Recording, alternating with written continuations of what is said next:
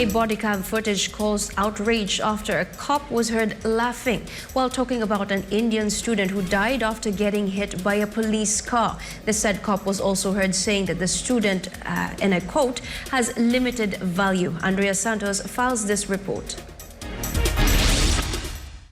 I think she went up on the hood, hit the windshield, then when he hit the brakes, flew off the car. But she is dead.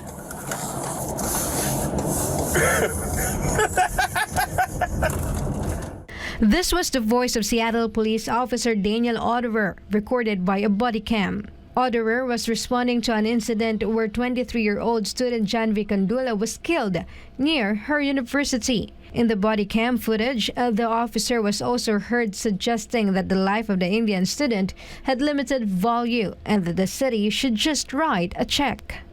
No, it's a regular person. Yeah.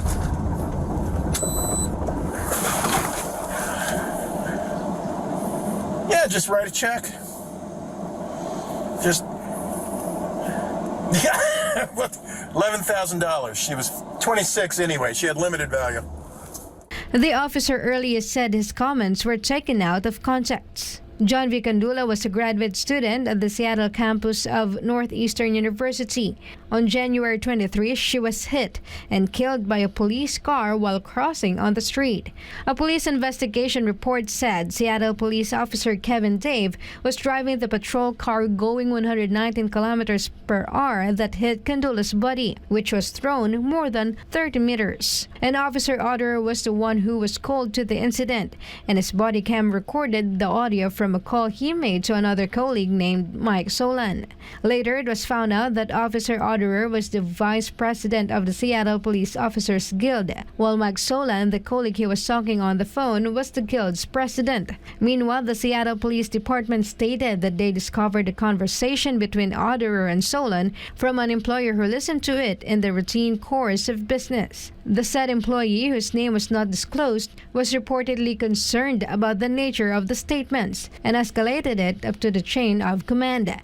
The issue was handed over the Office of Police Accountability to investigate police misconduct. The video earned massive outrage. Meanwhile, Janvi Candula's family stated that they are saddened to hear insensible comments from the officer on the bodycam footage. The Indian consulate in San Francisco also demanded an investigation. Janvi Candula arrived in Seattle from Bengaluru, India in 2021 to receive a master's degree for Science and Information Systems at the College of Engineering. She was supposed to graduate in December of this year. But she is dead.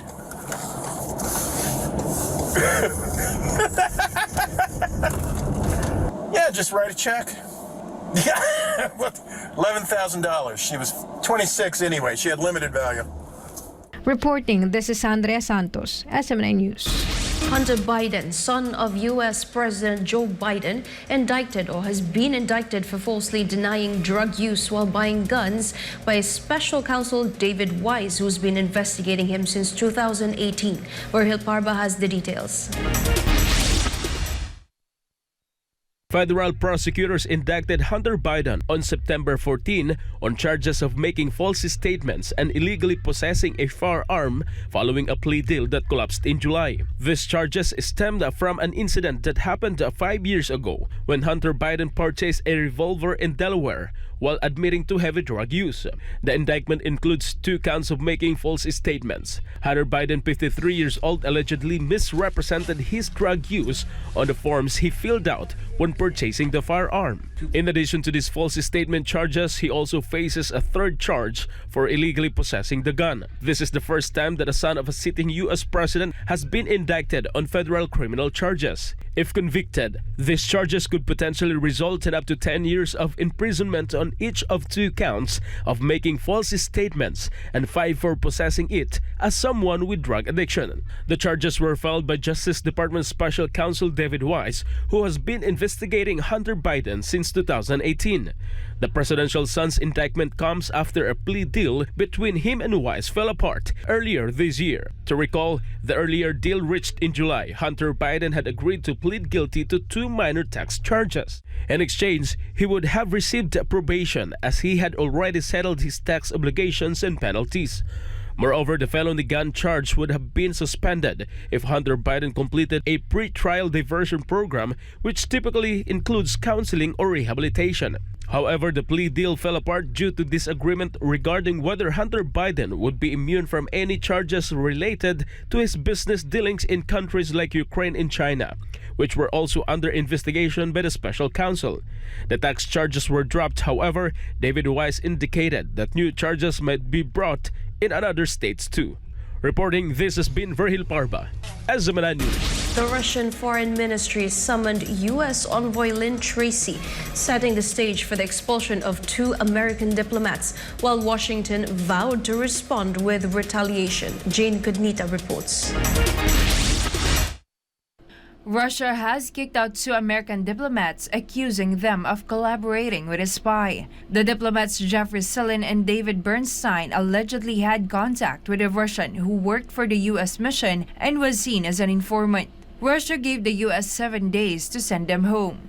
The Russian citizen, Robert Shonov, worked for the U.S. Consulate General in Vladivostok for more than 25 years until 2021, when Moscow ordered the consulate staff's dismissal. In a video confession, Shonov admitted that Silin and Bernstein asked him to gather information about Russia's actions in Ukraine, the annexation of new areas, military preparations, and the 2024 presidential election. U.S. State Department spokesman Matthew Miller claimed that Russia's action was wholly without merit and that Washington will respond accordingly. He also mentioned Russia's ongoing harassment of embassy staff and its own citizens. Meanwhile, the Foreign Ministry of Russia stated that, quote, unlawful activity by the U.S. diplomatic mission, including interference in the domestic affairs of the host state, is unacceptable and will be stopped with determination. Both countries have been doing this to their diplomatic representatives for years. It began when former U.S. President Barack Obama started shutting down consulates after accusing Russia of interfering in the 2016 presidential elections. Russia then retaliated in July 2017. Reporting, this has been Jane Cognita, SMNI News. The United States was warned that it may feel the effect of its own chip exports restrictions that it implemented against China. Kai Villan for the details.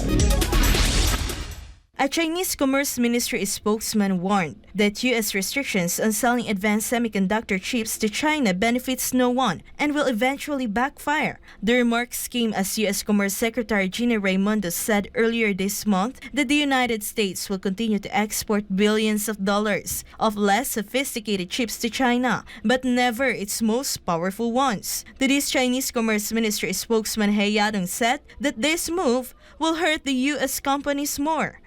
我们注意到了相关的报道，美方限制对华出口芯片的相关措施，违背市场规律，割裂全球半导体市场。